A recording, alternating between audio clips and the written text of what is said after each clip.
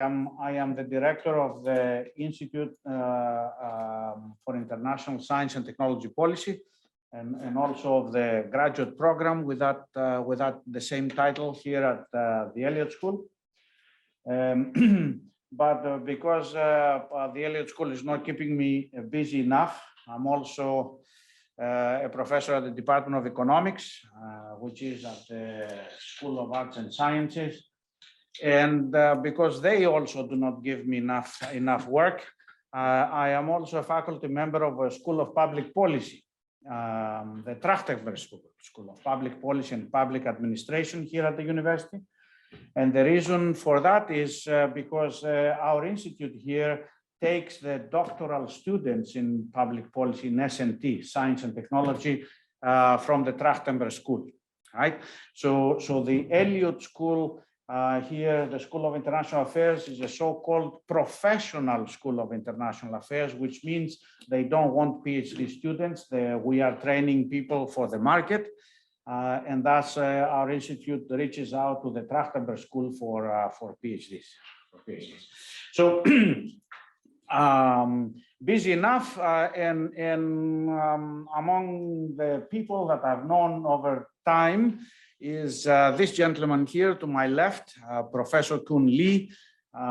For those of you who do not know Keun Lee, you can see his most recent appointments here that are very impressive.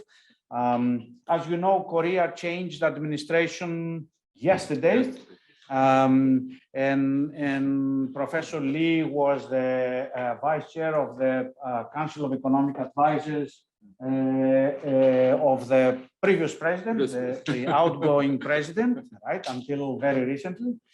But he has done things that are equally important before. He doesn't say it here, he is shy, but he is the editor, one of the editors of the top journal in the field, which is called Research Policy. So for academics in our field, this is super important. He is also a professor at Seoul National University, one of the most senior professors there, the Department of Economics. And until 2018, he served for 2 years as the president of the Schumpeter Society. Then the Schumpeter Society is sort of the society that is most well known in our field. Right. So he organized a major conference in Seoul. Then it was pre-pandemic times, 2018 in Seoul. We all went. It was an amazing conference. So Professor Lee, if you look him up in Google, you will see that he produces books and papers and whatnot very, very fast. I don't know how he does this, but he does. Last year, we published something together, a book together from Oxford University Press. A few months later, he comes up with yet another book, this one that he will be presenting today. So I wanted to thank him that he visited us. It was a great opportunity for us to have him here and hear his opinion about this very most important topic actually for a School of International Affairs. The topic is China. And anyone who is interested in science and technology and innovation policy these days in the United States and the major pieces of legislation that have been going through Congress for almost a year now, know that China is right and left in there. So we are looking forward to hear from Professor Lee. Thank you. Please. Thank you. Thank you very much. A nice introduction. It's a great honor and pleasure for me to speak at this occasion. Also launching my new book on China's economic catching up from Oxford. Actually, it is for me it's second book on China because I wrote in 1991, about 30 years ago. That's from my doctoral thesis from UC Berkeley. At the time, Laura Tyson was my advisor. Okay. Then after that, I went to more in field of innovation studies. still doing research on Korea, China, and other Asian countries. And so I written several books, but mostly broadly on innovation and catching up. But this time I have just book on exclusively on China. So I'm very happy to introduce the main content of this book. Okay. So this shows the simple content of the book. The subtitle shows I'm taking a Schumpeterian perspective. Okay, and it has three parts. Part one is about some early historical origin of China's catching up effort, starting from the birth of Huawei, it's a key high-tech company in China, and the GT, which under sanctioned by the Trump government, and origin and growth of big businesses, and role of S&T institution for catching up in semiconductor, how they are not that much successful in catching up in semiconductors. Then I'm taking more comparative perspective to compare China to mostly Korea. So I'm looking at like a Beijing consensus, Washington consensus, East Asian consensus to have a broad comparison of China to neighboring countries. Then several manufacturing sectors, IT service sectors, and Huawei compared with Ericsson in terms of telephone system market. The last part is today's main focus. I touch upon issue of middle income trap and GVC and 2CDS trap. This is the main part of today's talk, and some updates after this book. Okay. So as you see, I'm taking China from two perspectives, mostly from Schumpeterian, which means emphasis on innovation and big businesses. Then secondly, I'm comparing China to Korea because Korea was also very successful catching up countries featured by East Asian style developmental state or some form of authoritarianism, which is China at the moment. Okay, so my thesis long time ago was about China. So there was saying in China studies, if you study China in US as a Chinese, that's the first class. If you study China in US as American, that's second class. If you study China as a Korean in the US, that's third class. Most challenging thing to do, right? So I had a hard time, but Korean has an advantage of studying China because we are in the same cultural legacies. And in Korea, in my generation, we are mandatory to study Chinese characters until middle school and high school. So I know the characters. And we lived on the same mercantilist authoritarianism, which is somewhat similar to currently all over the East Asia. And that means we emphasize growth first and democracy distribution later. That's the Korean policy in the past. Same in Korea, same in China. So I have some Korean eye to look at China, and that's the kind of advantage for Korean to be a research on Chinese subject. So welcome to this third class lecture by this China expert. Okay.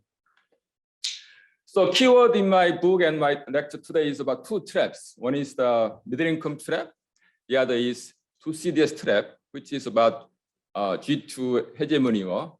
Okay. So we're not seeing any hard war, but we are seeing something like Cold War, which means that China might face economic slowdown due to US reaction against rise of China. So these are two keywords that I will talk about also global value chain at the end of this talk. So this shows rough overview of last 40 more years of China since the reform and open door policy. It started in 1979, okay? Then it was very successful with the initial opening with the special economic zone. Then there was some downturn, and then revived with China taking more aggressively East Asian model of export-oriented growth. Okay, then China shows some more uniqueness, different from neighboring economies. That might be called Beijing consensus. Okay, I'll talk about that. Then nowadays China facing slowdown, economic growth for many reasons. That's why the term middle income trap or MIT become important, relevant in the current context of China. So what is Beijing consensus? There are many different ways. One way is that without Western liberal democracy, they are achieving growth. Without full-scale privatization and liberalization, they are achieving growth. With the Communist Party or with some authoritarianism, they are still achieving growth. And they do more selective opening, and that leads to growth. So in a sense, it's an unconventional approach. Okay. So what this term become less noted nowadays, because now people are using another term to focus on China, which is middle income trap. Okay. Middle income trap is defined as a slowdown economic growth in middle income stages. World Bank, they said that if you per capita income stays between 20 to 40% range of US for many decades, that's the case with middle income trap. And there are many countries in this trap, okay, like Mexico, Brazil, or Malaysia, Thailand, and so on. So this becomes very important term in development studies. Okay. So one reason for middle income trap phenomena is that you are caught between low-wage manufacturers and high-wage innovators. You are kind of sandwiched between these two different tiers of economies. Okay. So this shows the idea of middle income trap. This is US as serving a benchmark. Then this shows many countries income level to US in PPP.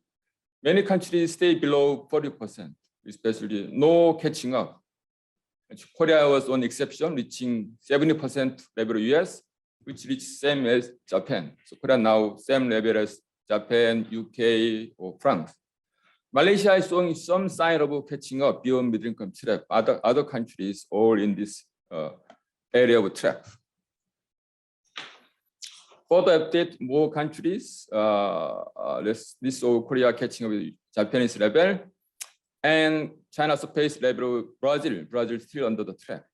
Okay. So if I have a simple projection of this trend, I see that China might be over trap or reaching more than 40% by the mid 2000. China reach 40% US level.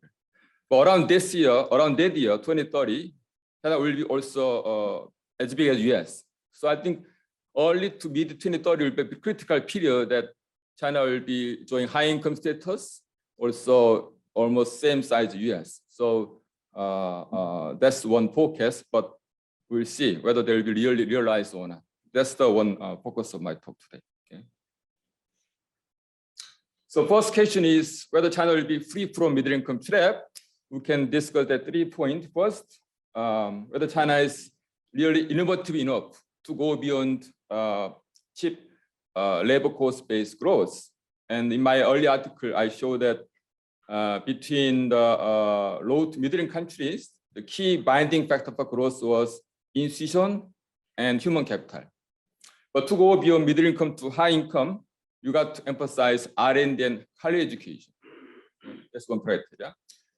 And also, we have discussed inequality. So you should be getting better in terms of handling inequality. That's one condition to be a high income status. So we can discuss China's prospect in these 3 criteria. We show that R&D GDP ratio China is already outlier compared to peer countries, same as Korea. So China is getting really innovative. Also in terms of US patent, China already number 3. So this is China, but catching up very rapidly. Now filing more than 25,000, more than Korea, more than Germany. So of course, US is number 1 and Japan around 47,000, but China has just become number 3 in last year. So it is US pattern, not the Chinese pattern. So that means China's catching up really rapidly in terms of innovation areas. Okay. In terms of big businesses, that's another second criteria. You got to generate certain number of world-class big business to be high income. This is amazing story. China used to have only 2 in 1995, but now reached more than US, generating 135 Fortune class companies just from last year, more than US. So I have a paper showing that there's close linkage between number of this world-class company and economic growth beyond middle income stages. Okay? So if you don't have enough world-class companies like Malaysia, Thailand, Turkey, South Africa, won war zero, that's middle income trap situation. Only when you generate more than your country size, like Korea or China and so on, that's the way you become high income. Okay? So in the second criteria too, China will be okay in terms of generating world-class companies. Last criteria is inequality, is shown by a Gini coefficient. So Korean case is that you reach 0.4, very high inequality, but high growth pushed up wage rate, so Korea become more equal until we have a Asian crisis. Then now more inequality around the world in Korea too. China seems to be replicating similar pattern with a longer span. China seems to reach this peak or the Fujianese turning point around 2020. So then China seems to be reducing inequality, but not yet sure yet. So China reached around 0.5 around 2010 and 9. Then some sign of reducing inequality, but not much. So China is not yet fully free from these inequality issues. And also in terms of top 10% share in income, China reaching very high, more than 40%, similar to US level. Okay, so this is where Xi Jinping trying to emphasize that common prosperity slogan. So quick summary is that China seems doing well in terms of innovation and big businesses, but more still uncertainty in terms of handling inequalities, also social political issues, because now the inequality around the world from not only labor income, but from wealth issues, also in China, corruption issues. So that's the big challenge remaining for China. Then let's turn to second trap, which is Thucydides, ancient Greek historian who said that emerging power will have a conflict with the incumbent power. And that's the relevant for US-China, starting from Trump's reaction to China's rise. Okay. So in this book, I define this TT as China's growth slowdown due to the US reaction. We'll see the prospect of China in this term. Okay. So this is Trump and Xi Jinping. A famous article intriguing this debate is that this article by AER and in AER showing US manufacturing job share keep declining when there is a rise of China and US import. So kind of planning for China this situation. Okay. But due to hegemony war, you got to have a rival in ideology, that seems to be true, and you got to have a rival in military power, that seems to be true. But in terms of economic separation, US had already too much coupled each other, interdependent. It's different from former Soviet Union US cases. In that regard, there are some complications to be called the Cold War. Maybe US too late to start this Cold War. Okay? Because two countries already too much coupled. This shows the data of trade. China import a lot from US and Japan. Also, US import a lot from China, biggest trading partner in terms of US import sources. So that shows the interdependence of two countries, both in gross export values, also in value-added trade only. China is #1 import sources for China, for US, okay? More than 20%. But even with this decoupling trend, China might be okay because they are now relying less on trade. Their trade GDP ratio keeps declining from the peak of 60, now less than 40 recently. And they're relying less on FDI. They're relying more on domestic saving, domestic investment than before. So they're also going some structural changes to more innovation-based growth than FDI, more domestic market than export, more consumption than investment, more inland backward area previously than coastal provinces. This was happening smoothly, but now all disrupted since this G2 conflict. or since the rise of TT. Okay? So China is now emphasizing again FDI, emphasize again growth. Okay, especially after the pandemic. Okay. So this shows the TT ideas in showing China showing global GDP. China used to be as small as Korea in the 1990s in terms of GDP, but China grows more than 6 or 7 times to reach 17% of global GDP, okay, which was Japan at the time, in 1995, around that time, Japan was as big as China today. But Japan experienced last 2 decades, almost collapse in GDP global shares, but China has reached that position in Japan 2 decades ago. So whether China will be like Japan in the past, or China will keep reaching, okay, that's the issues, okay. This is comparing China-US. China reached almost 70% more than the US, keep catching up very rapidly, whereas Japan, others are decreasing. So I have a simple projection of this trend using 5 years before and 10 years before.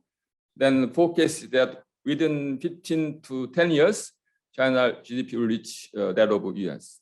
Okay? So around the early or mid 2030s. Okay? So that's the beginning of G2 era.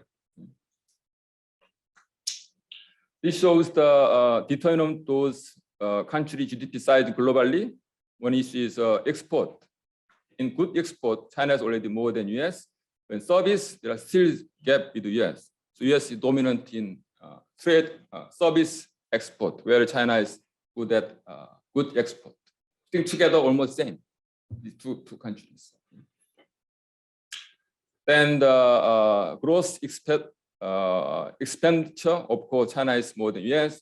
R&D, China is still yet to catch up US, depending upon different data. China is still far below US. So this main part. So I see there are 2 fronts in this hegemony competition. One is high-tech sectors. The other is overall GVC issues. First, China-led GVC versus US-led GVCs. Okay. The first point, so whole decoupling might not be possible, but US might be achieving partial decoupling in several high-tech sectors, such as semiconductors, 5G, AI. But such partial decoupling cannot stop China's rise. China will be delayed, at least in key several sectors. From Korean experiences, we leapfrog over Japan in semiconductors by doing kind of aggressive R&D investment by Samsung and LGs. We first imported or relied on design from US microelectronics and equipment from Japan shop. Then we used Silicon Valley human capital to do R&D in Silicon Valley areas. That's why Korea leapfrog over Japan in become leader in memory chips. But such thing was possible because access was arranged possible. But now China facing those access to design and manufacturing facilities almost stopped. So they make China difficult in this trying similar kind of leapfrogging strategy as been done in past Koreas. But still, it's not purely impossible, but China still might try to catch up in 2 ways. One is that memory chip difficult, but in the ASIC, like system chip, like automobile and so on, there are low-end segment. You don't need high-tech current generation technology, but you need old technological the facility still available. So China is trying to catch up from that area. Okay.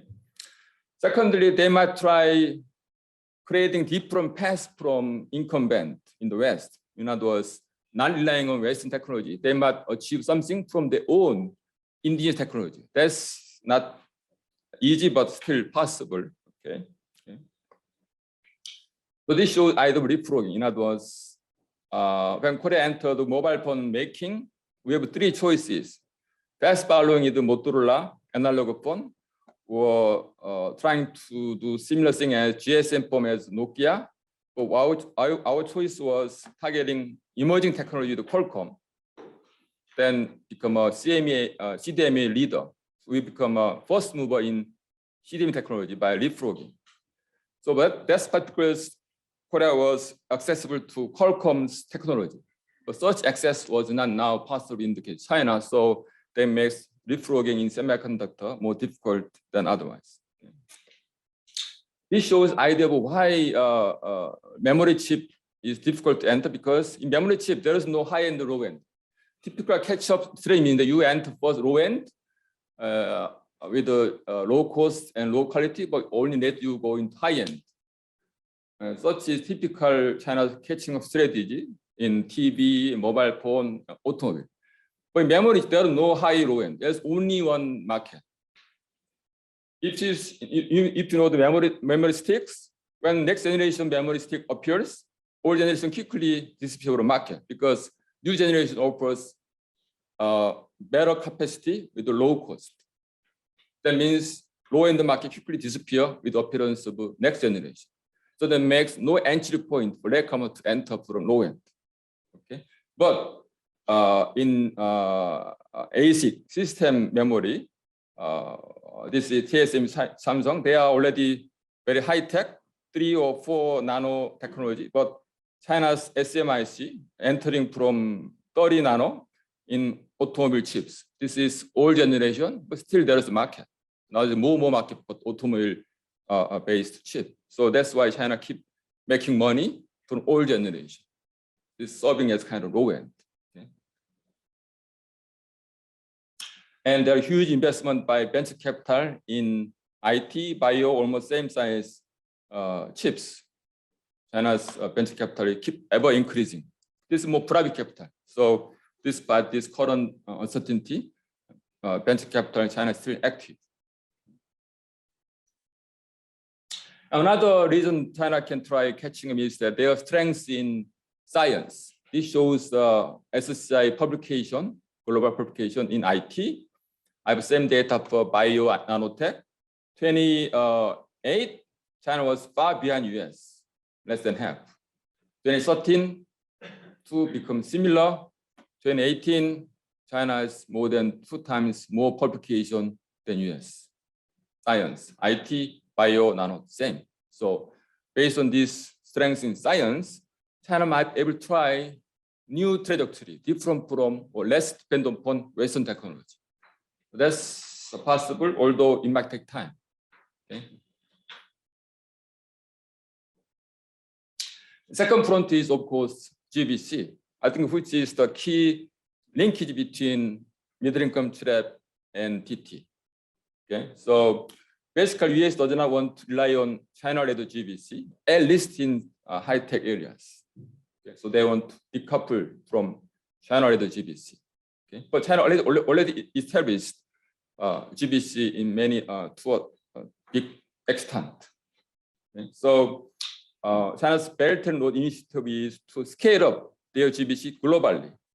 So leaving high-end segment at home and leaving low-end segment abroad. But this now somehow disrupted by the pandemic and US reaction. Okay. So let me say more on these issues. Okay. Again, I'm looking at China from Korean perspective.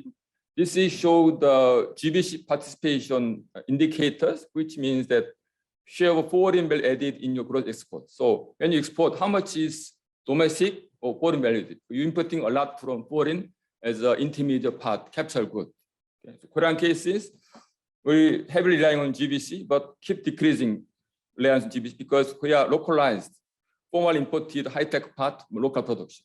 Hyundai Motors used to rely on Japanese engine, but we localize many things in semiconductor too.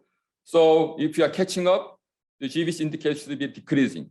But now Korea is globalized, we are sending our factory abroad, so it's increasing again. Okay. So this, I think, is normal or best practice pattern, decreasing, then open up again. Okay. But let me show China past. It might be shocking. Keep decreasing. So that means China localizing everything, all made in China.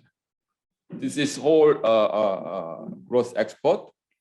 And I got data for several sectors, automobile, IT, and so on. This is the automobile. This China pass keep decreasing, less than 15%. Korean pass decreasing, now increasing. But Thailand still high because Thailand all the intermediate part engine from Japan. But China keep localizing everything from all made in China.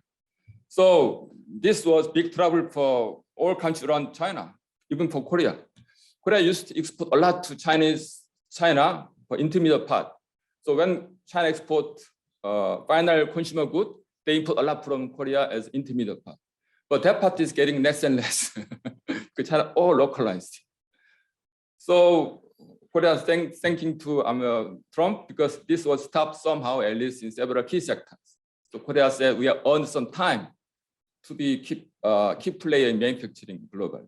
Otherwise, everything will be all made in China. Okay.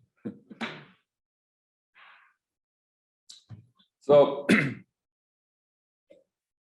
broadly, these are more recent issues. There are big change in GVC in Asia. And partly important thing is the China exit, then to reshoring and nearshoring. There are four main factors. First, US-China trade conflict imposed tariff against made in China. So companies who take this important moving out of China because there are less benefit in terms of tariff, okay, to neighboring countries. Digitalization makes labor costs less important factors. So reshoring getting possible. You build smart factory back home, then you don't have to have factory in China. Further, there's a rising power of a Chinese company who are driving out foreign companies. Samsung used to be number one with Apple mobile phone market in China, but now less than 0.5 market share by Samsung in China market. Used to be 20 or 30. Same in Hyundai Motors. So this based on rise of Chinese owned companies' competitiveness. They're driving foreign companies out of China market. Kind of almost kicked out. Then COVID-19, many governments providing incentives to bring back their country, their factory, the company back home. Then further recently, zero corona policy is a big source of uncertainty for many foreign companies. So for this reason, we see more and more companies moving out of China back to home or neighboring countries. This shows Korean FDI in China. Korea is number 3 or 4 very important FDI source for China. China learned a lot from Korean technologies. So China was the main source of main destination of FDI case for Korea, but that portion become less and less. This is Vietnam. This is other South Asian countries. So that means South Asian countries are replacing China as a destination for Korean FDI in terms of cases, in terms of share employment. Vietnam is bigger than China. So Vietnam is one of the biggest beneficiary of this phenomena, especially after pandemic and the US-China conflict. Okay. So Korea has trade surplus with China, but that amount is now less than Korean trade surplus with Vietnam. So Vietnam becomes more important for Korea than in some sense than China. Okay. This shows Samsung case of how Samsung moving out of China. So this entries, but shut down factory in Shenzhen, shut down factory in Tianjin and Huizhou, Suzhou, but moving to Vietnam. So many Korean company, other companies moving out of China back to near to other neighboring countries. So I have some cases of nearshoring to South Asia, Sharp, and reshoring of Intel, even many Chinese companies investing in Korea abroad. Okay. And Apple's case is also interesting. Apple has factory around the world, more in China, but trying to be less on China.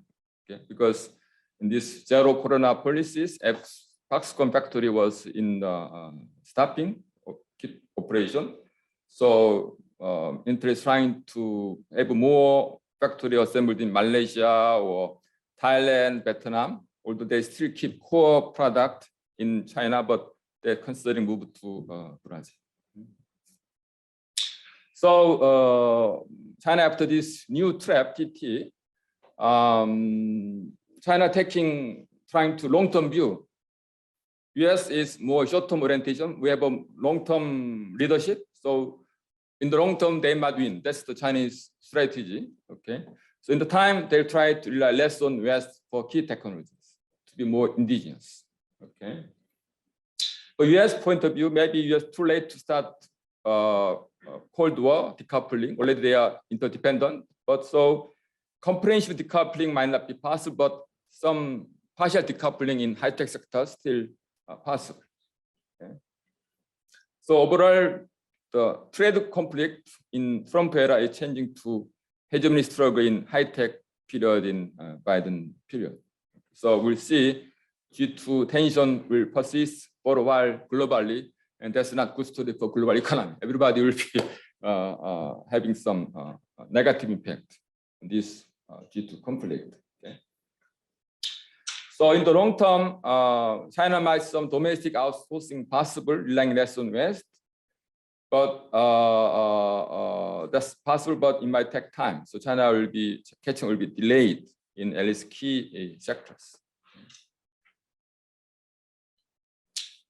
In terms of stock market performances, China's stock market was decreasing at the start of this Trump action, but keep recovering. So stock market wise, okay, because many Wall Street money coming into, going to China. Okay. But Hong Kong stock market decreased. So they show some, maybe some cost of changing from free market to authoritarianism. Okay. So let me try to conclude in a couple of minutes. So I see, in general, China might not collapse just due to pressure from abroad or external forces, but they see, for me, more problem brewing internally. Okay, so China's final threat might be not just TTO, MIT, but will be threat of how to achieve eventually democracy, which is linked to the issue of zero corona threat nowadays. Okay, so Milanovich said a term called China is state-led political capitalism. Okay, it is efficient in terms of achieving something, but there is the issue of inequality because corruption linked with authoritarianism, always leading to inequalities. Okay. Similar corruption was checked in Korea, Taiwan, because we went through democratization and strengthening rule of law. But China is not heading toward that direction. That's a big concern. Okay. Thereby, Korea, Taiwan achieved a classical Kuzin's curve of reducing inequality as it reached the high income status. Okay. So basically, China is another version of East Asian capitalism, which makes political authoritarianism with economic mercantilism. That means they're also having problem with the weak financial sectors, vulnerable to exogenous shocks.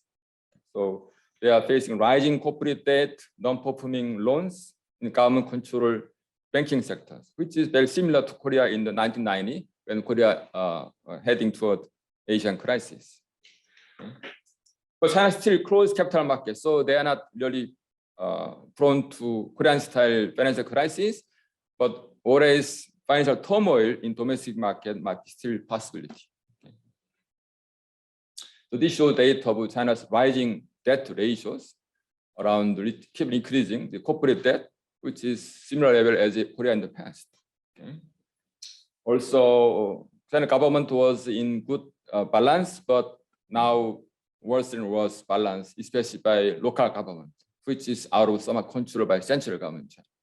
So overall, whole government was in balance, but now more deficit, which means less resources available for China government to handle current situations.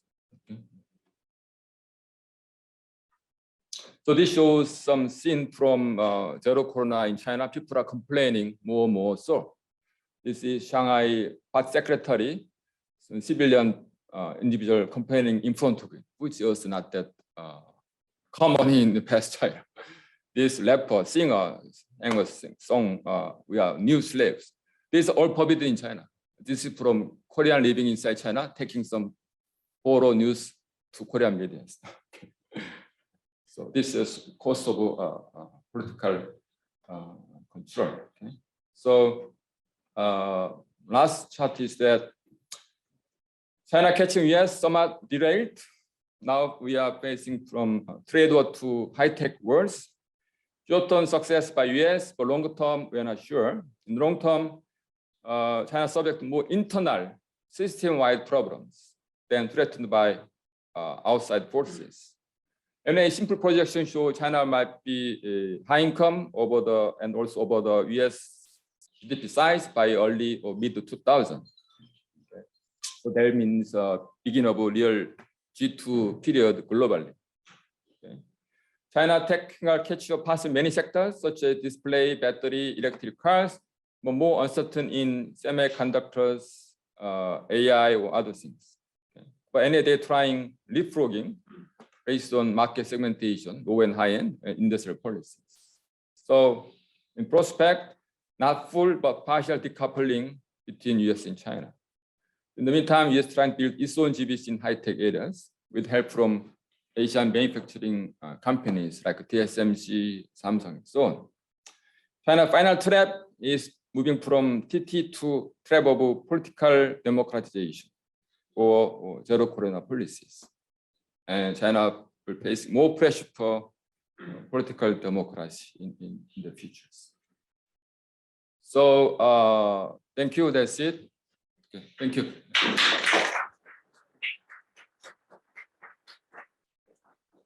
Thank you very much. We will open the floor for discussion here. So if you have questions, please, Professor Lee, you can. Sure, thank you. I just want to issue one caution. The figures about Chinese publications. There's something in academia called the minimum publishable unit. That means that maybe you did a study, a big fat study, and you could publish it, get one paper out of it. But if you're really clever and you're trying to satisfy your bosses at the university, maybe you break it into 3 papers and 3 MPUs, as they call it. And that helps you progress in your career. And it certainly makes international publication statistics look pretty good. As such, charts like that kind of deserve an asterisk with a footnote suggesting that not all papers are created equal and that the readers shouldn't necessarily be swayed by the Chinese tendency to publish MPUs. Can I take a couple over the first round then? Quite relevant. Please. Let me take this off for the question. You were comparing China with other countries, but one country you didn't mention is another communist country, which is the Soviet Union. And I studied the Soviet Union, and they had a similar transition, but they called it something different. It was transitioning from extensive to intensive growth. And you're nodding. I used to see this term used in China up until about 5 years ago, and then middle income trap became more popular. But I like the extensive versus intensive. I think it's more accurate, and it gets into your content, what you're talking about here with the rule of law. Because if you move from extensive to intensive, you need the rule of law. You have to protect property rights. This goes back to Adam Smith. This is what Gorbachev was trying to do. He failed. But one thing I didn't see here was a lot of Russian law students.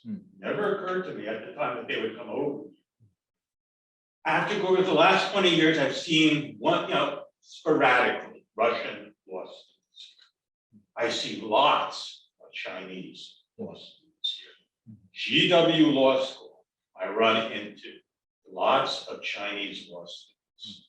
This suggests to me they have been taking the rule of law more seriously, because otherwise, why would all these Chinese law students be coming over here? And I just see this is a phenomenon I think that is not explored sufficiently. Because here I think that they focus a lot on the business law, has been my impression. But it might be worth looking into that. The other issue you didn't mention, and you're talking about the long-term competition with the United States, is demography. And here I would stress not only the change from the one-child policy, which has been abandoned, but specifically the issue of abortion. I remember stumbling on a meeting here with Chinese students here, and somebody from a religious organization who'd been in China was lecturing them about the terrible abortion practices, you know, because of the sex ratio, because the fetus's word would be primarily female. Now it is practically impossible to get an abortion in China. That has changed dramatically in the last few years. I can think of only one explanation for such a dramatic change on abortion. And that is the leadership has seen the demographic projections and has scared it out of his mind about where China is headed. So this doesn't get mentioned very much in all these competitive, US against, the cities and all that. But I find that an interesting indicator. I'll leave it at this. Okay, the last one, then I'll answer them. Yeah, so I think you'd agree that China's success, China kind of had some kind of a developmental state really focused on the real economy over the last 30, 40 years, focusing on exports, manufacturing, now moving towards R&D. Hopefully this is that transition. I wonder if you see at all, see any potential for a kind of shift politically, economically, whereby kind of finance starts to play a greater role in driving priorities in China in a way which might be risky, might derail and diminish that process. And I'd be interested if you have an analysis that reflects on what maybe something that happened in Japan, where there was a kind of attempt to be more financially active internationally in the 80s, and that may have precipitated problems later, but also also Korea's opening. It's a slightly different thing, but Korea's opening in the 90s, which may or may not also be conceived actually as a dropping of the ball by the Koreans in the 90s. So any reflection on that, and as I said, the key point, the prospect that where the Chinese strategy goes could be interesting. Thank you. So let me try to respond to the first round of the question. You're right, the SSA publication is, I'm not sure this data is free from this weighting in terms of number of authors. That's one way. And you're saying that Chinese scholars facing big monetary incentives for publication. So they try to publish more and more inspecting of money from the university and so on. So there is some exaggeration of that things. But anyway, trend is anyway, they are obviously catching up rapidly, but also we have to consider the quality of paper, how the big impact papers. That's another way of considering this, but this data show only the count numbers. Okay. Second, Russian or Soviet Union comparison already relevant, and you mentioned the rule of law.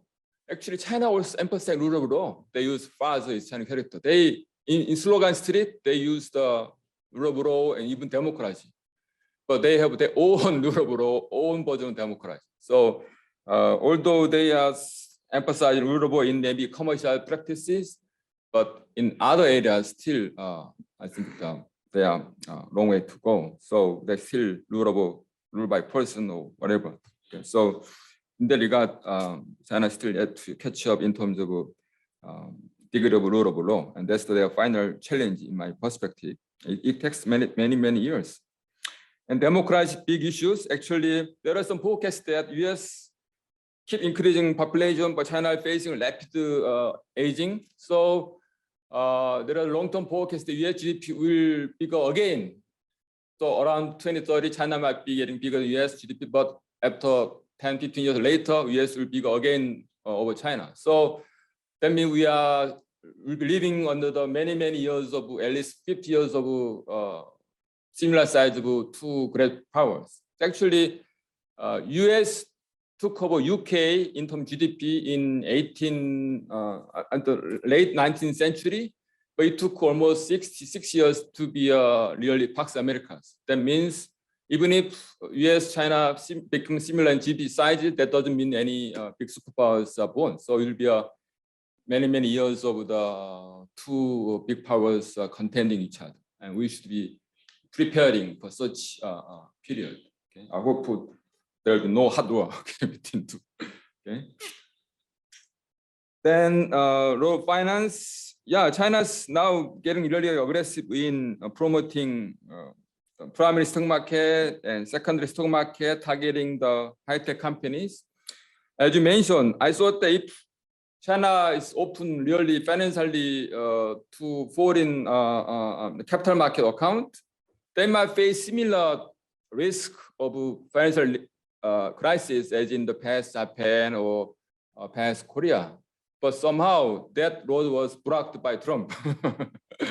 So I thought that maybe US should have been more patient for China to keep going around the direction of more liberalization.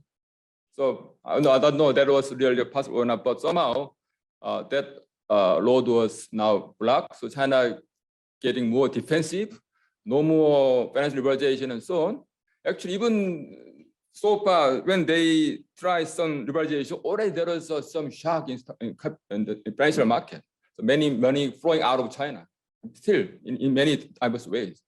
So I don't know, somehow Trump did a good job for China not to open the capital market. Okay, yeah. Okay, I hope I've answered any, yeah. Please. It's on the same subject of finance and a specific aspect of the competition between China and the US in the financial arena. And that is, I wonder if you might comment on some speculation that has come out recently that one of China's main goals is to establish the renminbi or the digital renminbi or some currency, some Chinese currency, as a principal reserve currency. This obviously would give them enormous influence and great immunity from any sanctions or retaliation. There today, the renminbi is the number 5 reserve currency after the yen, but the reports are, the theory is that they're using the American confiscation of the Russian reserves and the Venezuelan reserves and the Iranian reserves to try to position China as the neutral. We are the non-political reserve currency. We have no friends, no enemies. We're simply a neutral reserve currency and go after Saudi Arabia or India or whoever. What is your reaction to this theory? Well, I want to talk about finance too. I think it's important to do what you're doing, their topics, and divide this into an external topic and an internal topic as far as finance is concerned. External, yeah, we've got problems of shocks. If they open the capital account, they have to open the capital account, they're going to be every third currency. So you've got a bit of a dilemma there. I want to emphasize the internal financial problems that China has. I was just before I came here on a Peterson Institute webinar on the Chinese stock market. Problems that they have basically being a retail market. There are very few institutional investors, so lots of volatility depending on what individual people want to do. Not very important for financing the real economy, as the case in the US and certainly UK, less so in Europe. So what is the alternative? It's the European alternative, bank finance. But bank finance in China basically means financing SOEs, which are not really very productive. The private firms, much more productive, have more trouble in getting access to finance domestically. So that seems to me to be a serious problem, together with the local governments trying to borrow more and more. So there are a whole set of internal financial problems, in addition to the better known external financial problems. I'd like to see you divide those the financial problems into two sets.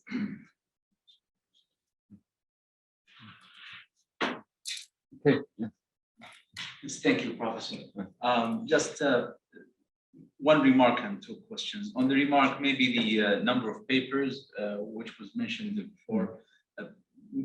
Do you think maybe an addition to this indicator or an alteration to this indicator is to check the citations of the issued papers to measure the impact of these papers? And for the question, inequality is a problem even in advanced countries. So maybe it will not tell us where China's economy is heading to, but in their minimization of the extreme poverty, because they have lifted the minimum income of their people, especially at the late 90s. Do you think there would be, or have you observed a correlation of eradication, of minimization of extreme poverty with the advancement or leaving the middle income trap? And my second question is about localization of value chain. I'd like to know your opinion. Is that a better projection? Is that a better trajectory to localize the value chain, or maybe it's actually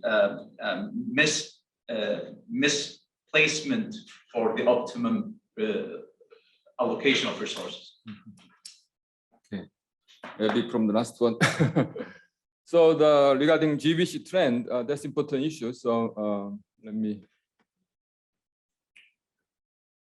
Yeah, so maybe you are saying that China cannot go on without limit.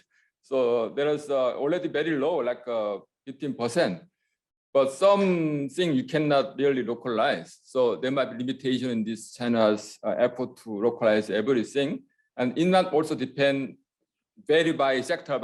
So this is overall, and this is automobile. But as I mentioned, in high-tech sectors, there might be a more immediate the cap in terms of possible degree of localization of this imported part.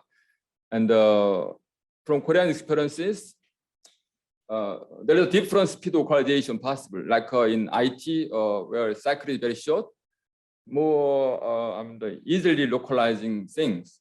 If you go into middle cycle or long cycle sectors, such as material or the component, high-tech component or others, it takes more time to localize. So I see Korea has been catching up Japan in many sectors with different speed.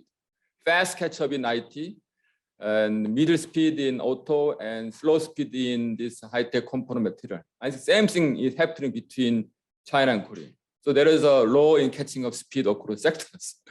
So although China is catching more rapidly in IT than some part of auto, but they're still having more time in catching up in a lot of materials and components which require more tacit knowledge, which cannot be copied easily. So in that regard, this possibility of GBC localization might be different across sectors. And in high-tech sectors where China is in difficulty will be more slow catching up in terms of localization. Okay. And inequalities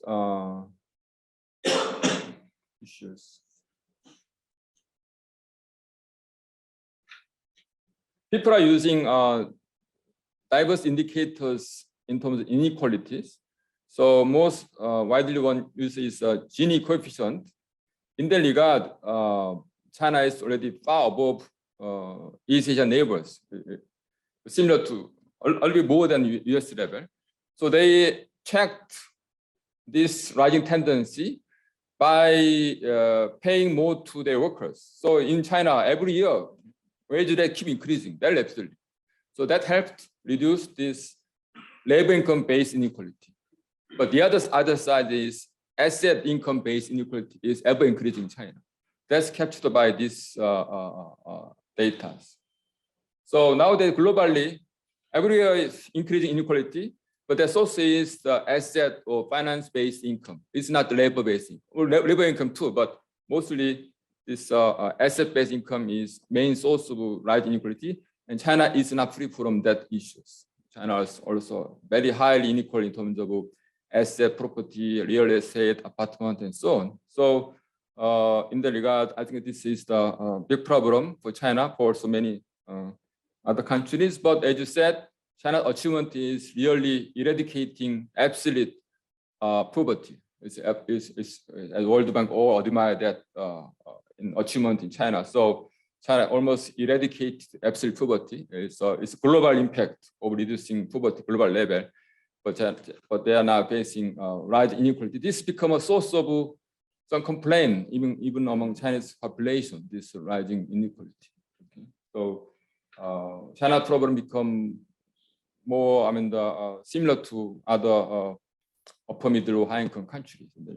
So I think this is the big challenge for facing Xi Jinping. That's why Xi Jinping declared that common prosperity is their slogan. They try to legitimize his another term from the fall of this year.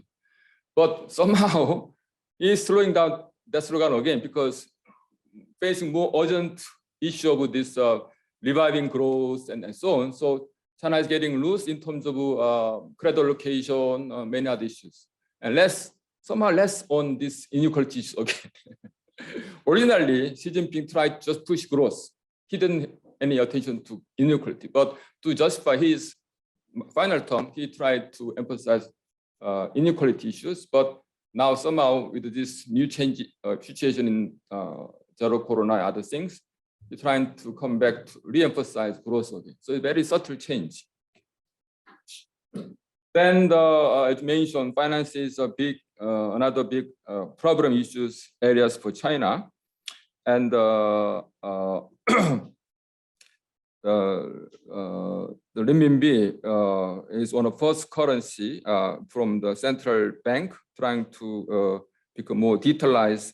Actually, when I was visiting China before the pandemic, if you go to street stores, there is a slogan at the end of outside the stores.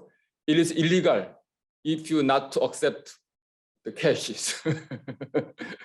That means really cashes are not never used at all already in China. Already several years ago, they all use the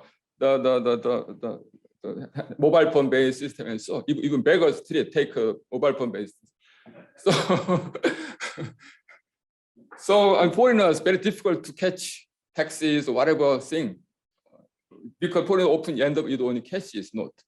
They don't have access to mobile phone based payment. So that's one indication of how fast China moving in terms of digital currency and so on. And in that regard, I don't know, China might be serving as one of the first country in terms of progressive digital currencies, also in terms of trying to make it international reserve currency. And China is working hard and making some gradual success. And with this Russian situation, that might show some advantage I mentioned the Chinese effort.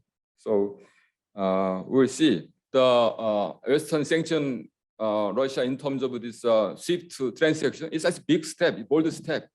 It's short term, it is very effective from Western point of view. I don't know what will be the mean for the long term, because then emerging country people have less belief in the SWIFT system. They might be looking for alternatives in terms of international financial transaction. So that's a big risk taken by this Western bloc. So that's important issues. Anyway, China is catching up gradually in terms of their share of the international transaction.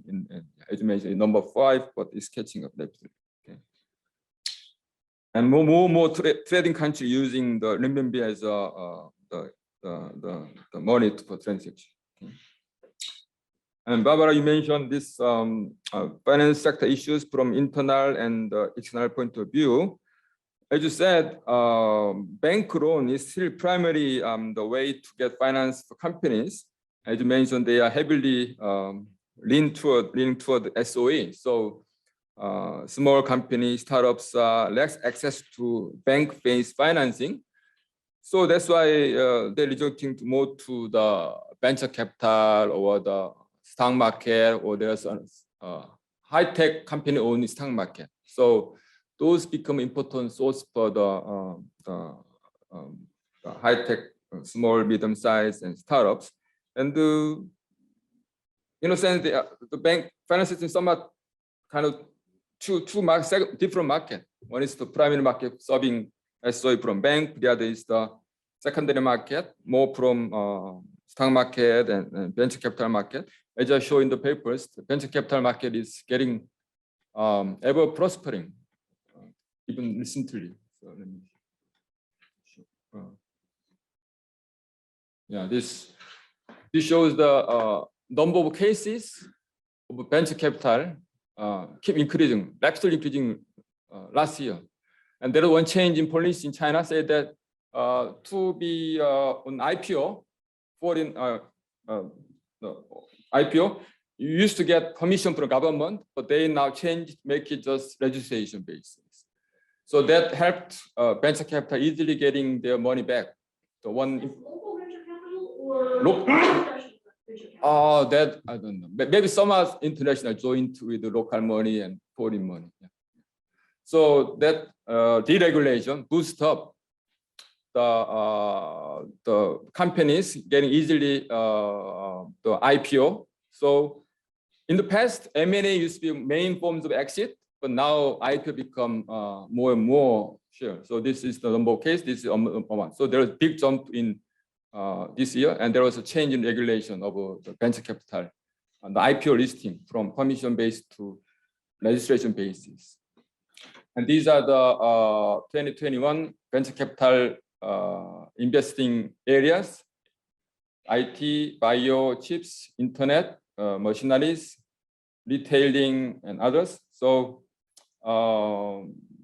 the big concentration on these high-tech sectors. So in China venture capital, there are many public-private joint venture capital. In other words, like Shenzhen City has a put of money, but they matched by private money. So they're active in promoting the giving financing to the high-tech companies in Shenzhen special economic zone cities. So so this part some kind of a chilling from some high-tech entrepreneurs like Zheng Ma was kind of politically having some trouble. So that kind of discouraged some IT-based entrepreneurs in China. They had some cost, economic cost, but somehow despite that, venture capital seems to be keep increasing. Also, until this zero corona policies, the Wall Street was keep investing a lot to China market. So yeah, this shows that China market keep increasing in terms of valuation. Shanghai and Shenzhen, although there are some setbacks. So the all Western money keep flowing to China market. Although Hong Kong has some decline. So well, that's what I can say.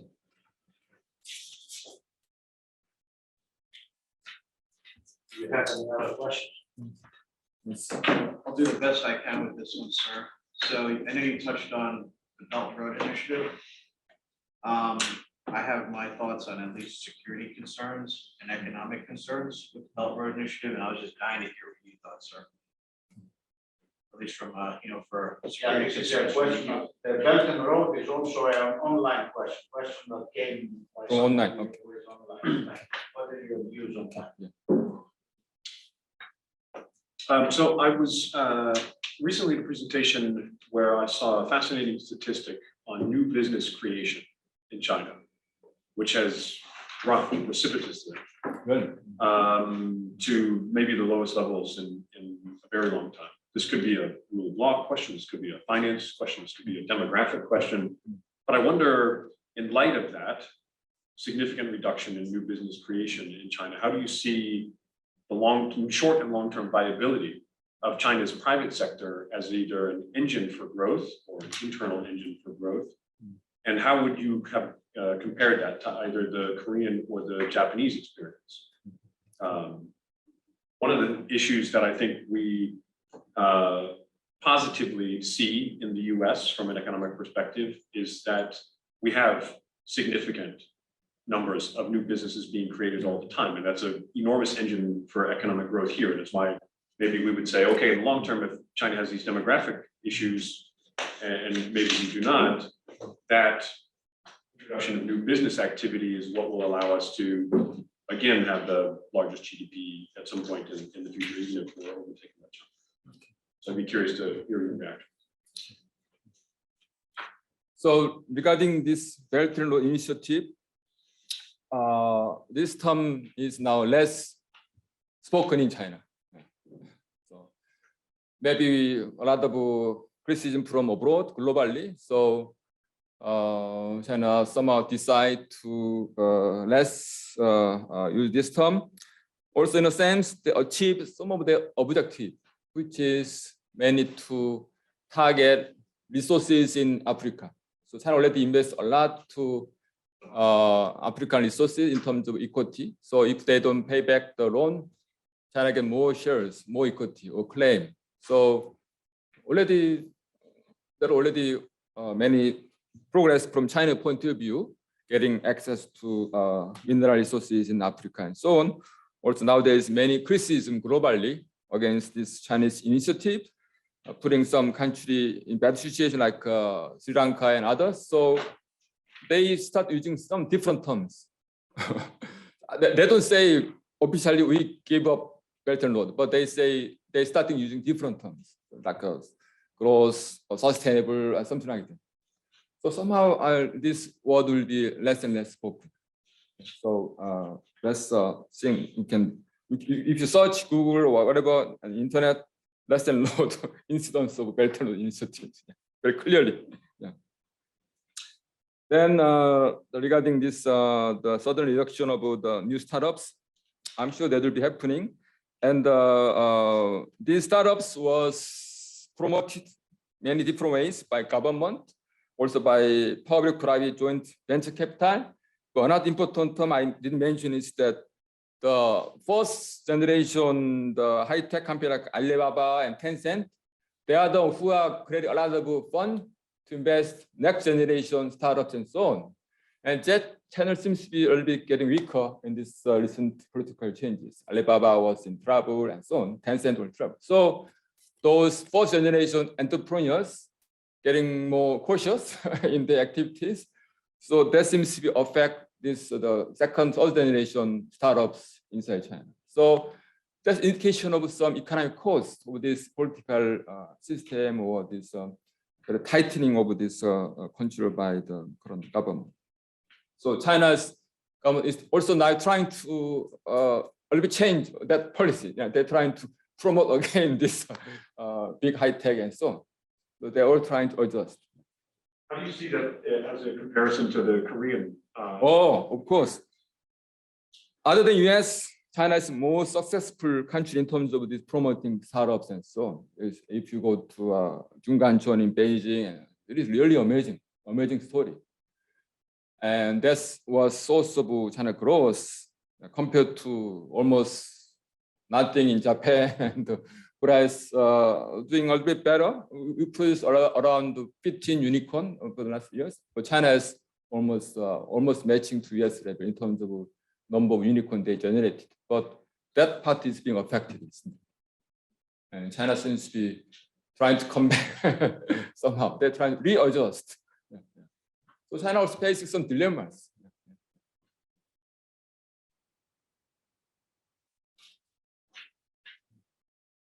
Anything from online? Oh, okay. I have a question Okay. for you. Now, for older people like me, one very, how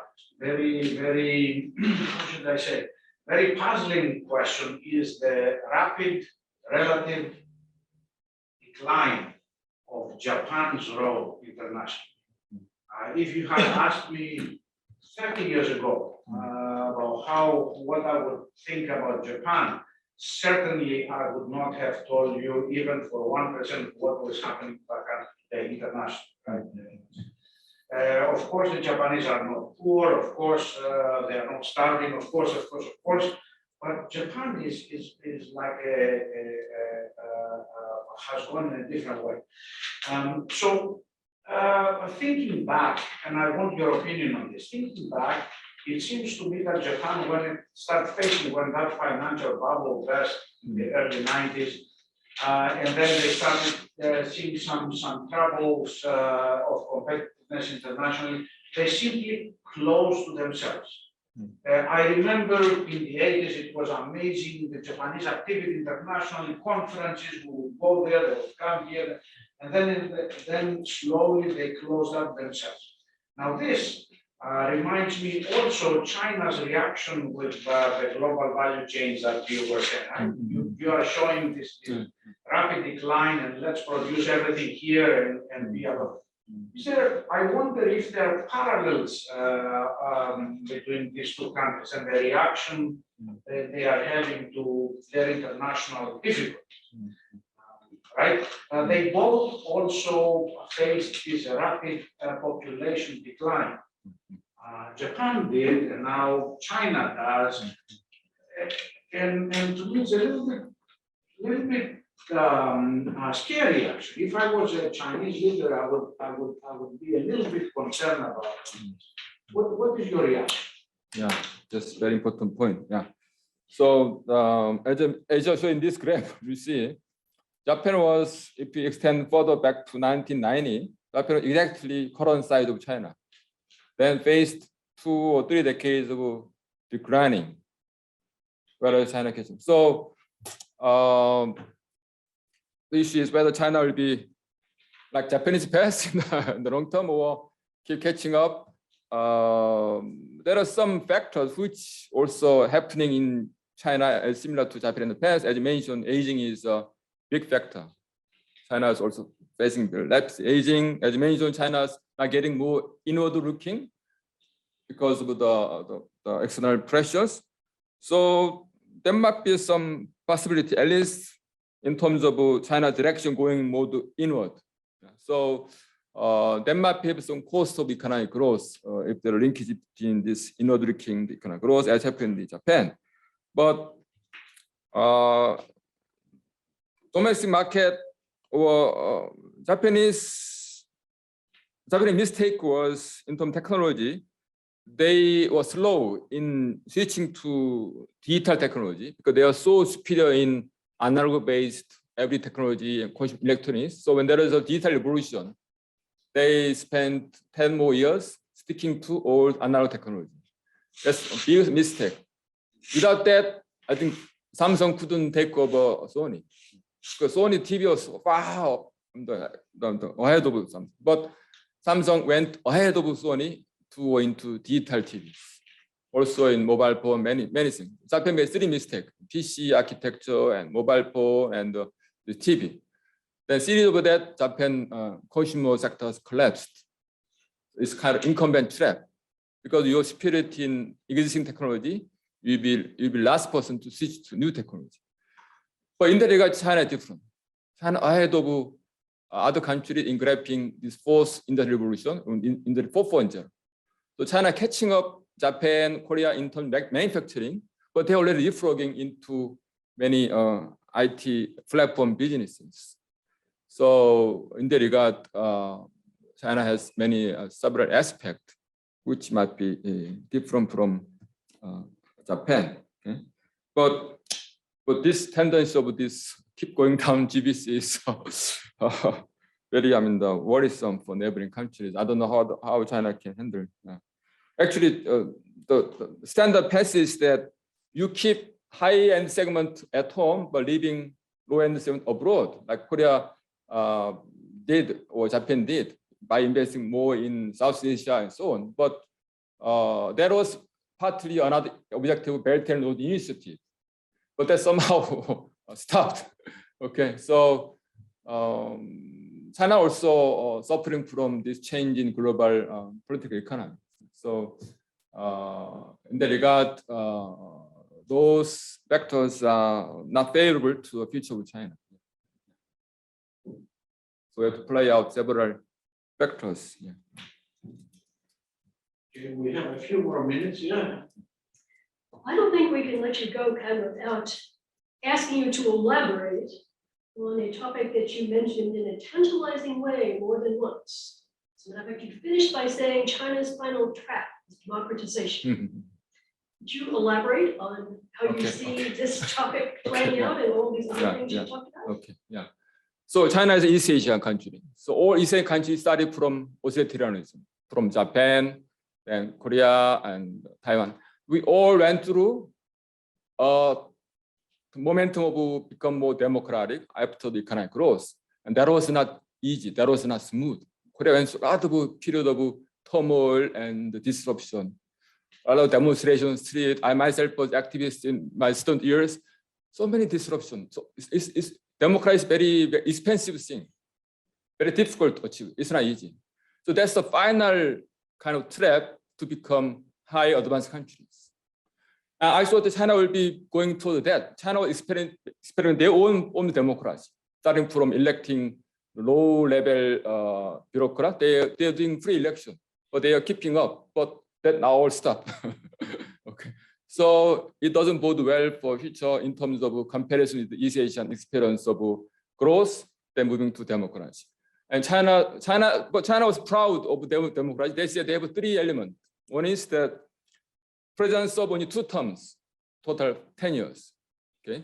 Second is that there will be a collective leadership, not one-man leadership. Third is that current leader pick up leader after next leader. In other words, Hu Jintao before China, Xi Jinping was supposed to pick up leader after Xi Jinping. All 3 are now stopped. Okay, so there is no more collective leadership, and now expected that Xi will be third term, and there is no visible successor after Xi. But in the past, already this year, we should know who are the next leader, but nobody knows. So this was source of Chinese people's pride that we have our own form of democracy, a meritocracy. But that seems to be now more uncertain. So that's another fact we should be very careful in terms of more uncertainty for the political future of China in terms of process of democratization. I think this is bigger source of uncertainty.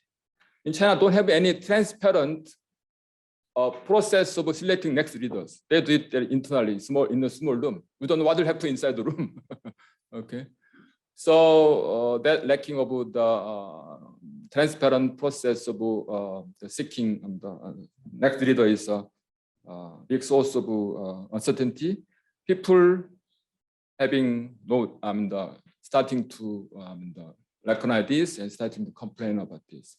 And Chinese people watching very rigorously, very enthusiastically, Korean president's election, very tough election, very close margin.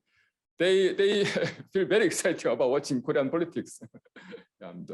By direct election, very small margin, we have new president, very, very interesting. Did you think a high-income authoritarian country is a contradiction in terms? Do you think?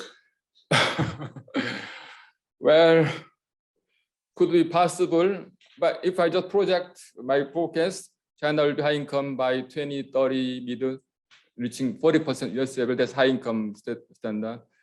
I don't know. That might be possible, but I don't know. Yeah. But there will be rising demand for this democracy and so on. But China retreating from that level. So that's also a complaint. Yeah. At least they should maintain current level of the freedom, but they're going backward. That's the problem. And before the pandemic, there was all this talk, actually, in a couple of chapters in our book about the green growth and the success of China in moving that direction. Perhaps they would create a new growth model, right? I mean, this is a very serious proposition in the sense that the United States does not know how to do this. How to grow in a green way. I mean, we are having problems. China was supposed perhaps to show this would be the big model of China. What is going on? How is it going on? Yeah. Good question. Yeah, last issue. In that regard, we should admire China's effort. China really serious in moving toward more green-based growth. Yeah, that's really, they are devoting a lot of resources to that in terms of promoting electric cars and many new ways of energy sources, renewable energies. China very aggressively doing that. So they're making some progress. So much more than the Western countries. So in that regard, that's one of the best policies. China has been doing that for the last several decades consistently, and they are achieving success. So Koreans are really looking forward to it because otherwise we're still suffering from yellow dust from China to come to Korea. Every spring we are badly suffering. So we wish China makes success quickly, as quickly as possible to have clean air. And China achieving that. So, and I think So they are still trying. yeah, they're already making many achievements in the regard. Already there are less air pollution than before already.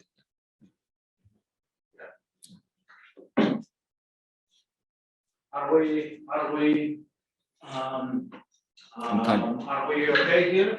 We finished with the questions. I think Professor Lee is tired. I have been standing here for an hour and a half. We give him a big applause. Thank you. Thank you. Thank you.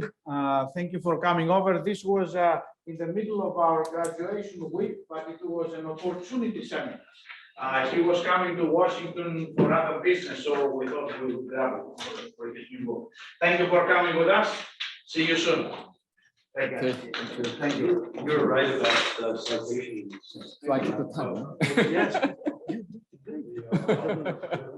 Okay.